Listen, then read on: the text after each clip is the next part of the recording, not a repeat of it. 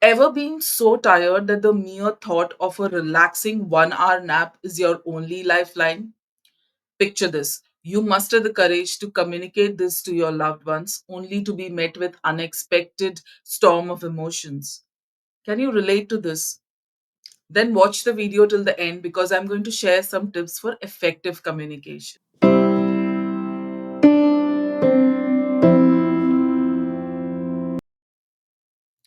Hello everyone, this is Minnie here and welcome back to our channel Grow with Mins, where we explore the power of self-love and empowerment for women.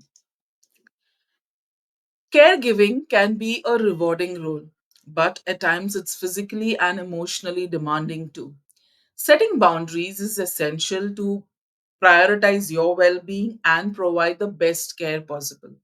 So, let's look at some actionable steps on how can you set boundaries in your caregiving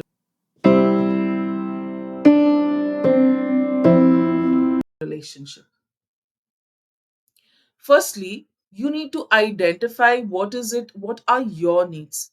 Take some time out to reflect on what is important for you, both emotionally and physically. Are there activities or personal times that you would like to prioritize? Understanding your needs and your priorities helps you set effective boundaries. Effective communication is key when setting boundaries. Talk openly with the recipient of your care and the others involved in the process. Clearly mention your limitations, your availability, and your expectations. Remember, it's okay to delegate and ask for help. Regularly schedule time for your self care activities and stick to it.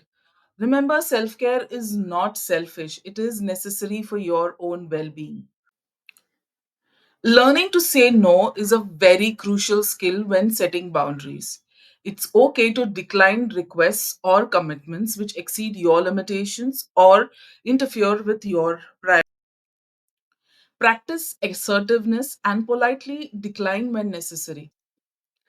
Remember, saying no allows you to say yes to what truly matters. Don't hesitate to connect with others.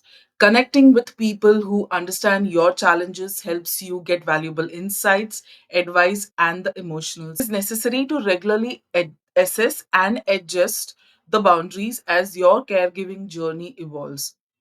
When the needs of the person you're caring for changes or your own circumstances evolve, it's important to ensure that you adjust your boundaries accordingly.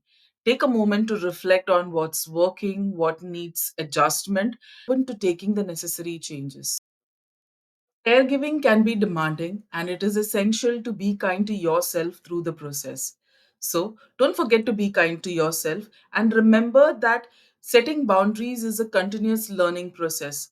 Give yourself space to make mistakes and adjust accordingly. Remember, you're doing the best you can. I know what you're thinking. If you have seen my earlier video on self care for caregivers, you must be thinking some of these are already repeated in this video again.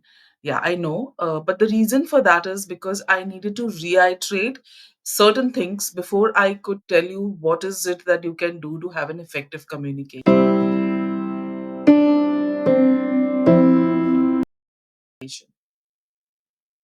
So now let's look at the steps on how you can have an effective communication while setting boundaries.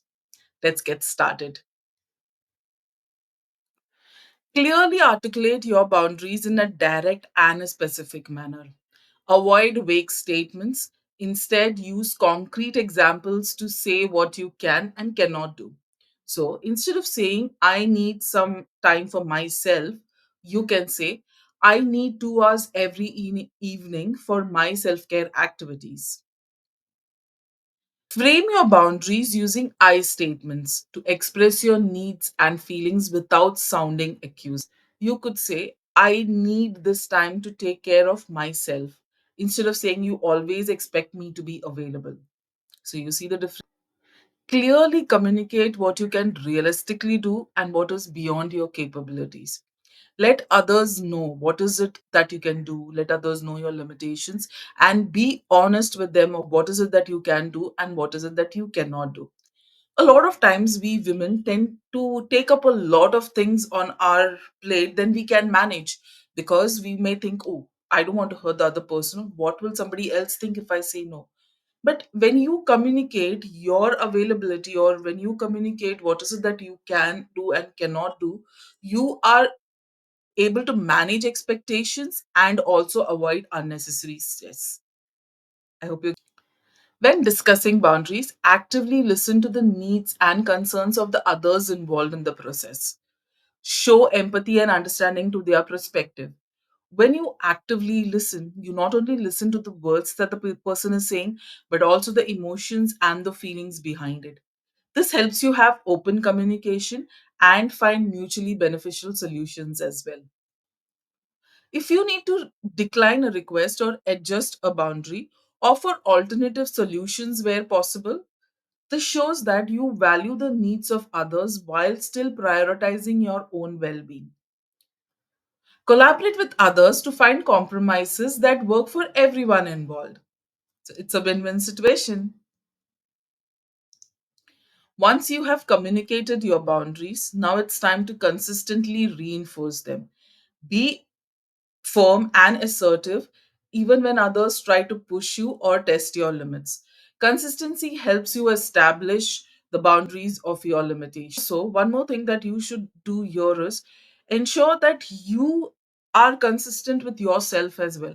At times, what happens is, though we've been successful in setting the limitations, we've said what is it that we can do, we cannot do, but we are not consistent with the needs ourselves. We may say, okay, fine, it's okay, I'll not do it today, I'll do it tomorrow. When you do that, and when others see that, okay, she is not too serious about the limits or the limitations that she was talking about, they'll try to push you, or they'll try to test you. So it's important you maintain that consistency, because then over time, everybody else will also start appreciating the boundaries that you have set. There you have it, actionable steps to help you set boundaries as a caregiver. Remember, setting boundaries is not only essential for your own well being, but also helps you provide better care to your loved ones. So, take time out to understand what is your need, communicate them effectively, prioritize your self care, learn to say no, reassess your situation, and seek support. You've got this. So, thank you for watching today's video. And if you found this video helpful, don't forget to give a thumbs up and subscribe to the channel. Though it's a small act for you, this care and love from you means a world to me. Also, I would like to so share your tips and experiences in the comments, and let's support each other together. So until next time, take care.